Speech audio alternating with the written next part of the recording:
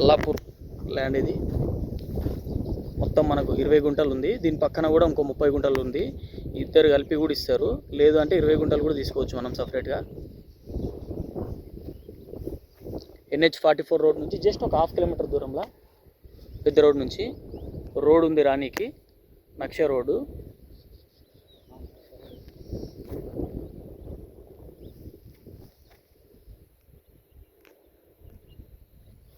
మంచి ల్యాండ్.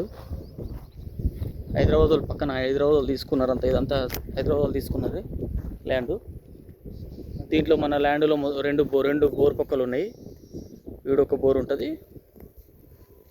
వాడొకటి ఉంటుంది. మంచి లేక్ ఏరియా. అవతల చెరువు ఉంటుంది. Lake area.